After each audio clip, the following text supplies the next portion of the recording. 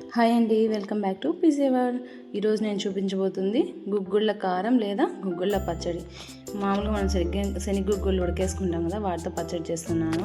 ముందుగా ఉడికించిన గుగ్గుళ్ళని ఇలా తోలు తీసుకోవాలి. ఆనియన్స్, పచ్చిమిర్చి, ఆనియన్స్ని ఇలా 4 ముక్కలుగా కట్ చేసుకుంటే సరిపోతుంది. చూడండి, 4 పీసెస్గా. తర్వాత పచ్చిమిర్చి, ఆనియన్ కలిపి మనం ఒక్క ముక్కగా పేస్ట్ చేసుకోవాలి. నేనైతే పచ్చిమిర్చి వేసాను. మామూలుగా అయితే పండుమిరపకాయతో కూడా చేస్తారు. పండుమిరపకాయతో అయితే ఇంకా సూపర్గా ఉంటుంది టేస్ట్. చూడగానే పచ్చడి కూడా ఎర్రగా ఉంటుంది. మీరు కానీ పండుమిరపకాయలు దొరికితే పండుమిరపకాయలే తీసుకోండి. తర్వాత దానికి తగినంత ఉప్పు కూడా వేసుకోవాలి. ఈ వలిచి పెట్టుకున్న శనగగుగ్గులు ఫస్ట్ వాటిని ఒక్క ముక్క తిప్పుకొని మళ్ళీ ఇవి కొంచెం వేసుకొని ఊరికే 1 టైం అటు తిప్పుకోండి, లేకపోతే మెత్తగా విరిగిపోతాయి. అంతేనండి, వెరీ సింపుల్.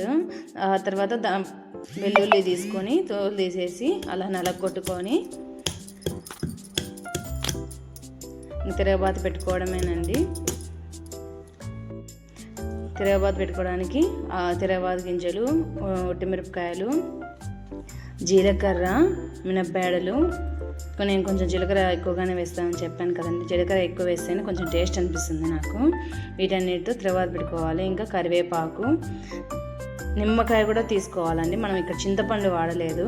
నిమ్మకాయ అయితేనే దాని టేస్ట్ తెలుస్తుంది. తర్వాత ఇంగువ పొడి, పసుపు. ఇలా నూనె పొయ్యి మీద పెట్టుకొని నూనె వేసిన తర్వాత తిరగబాత గింజలు గాలిన తర్వాత తిరగబాత గింజలు వేసుకోవాలి. చూడండి, ఆ తర్వాత తెల్లగడ్డ, ఎండుమిర్చి,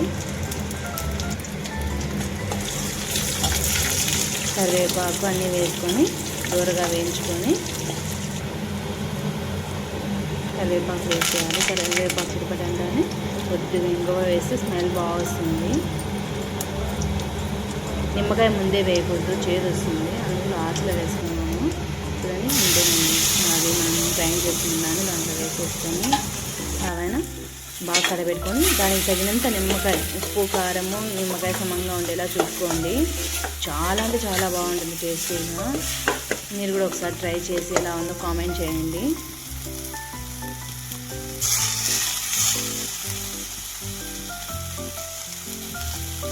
మీకు కూడా నచ్చుతుందని అనుకుంటున్నాను.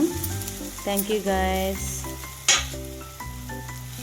అవి నిమ్మ చెక్క విత్తనాలండి. అవి ఉంటే పచ్చడి చేదుగా అనిపిస్తుందని నేను తీసేసాను.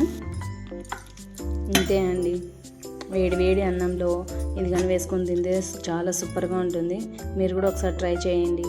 Please like, share and subscribe my channel. Thank you, bye.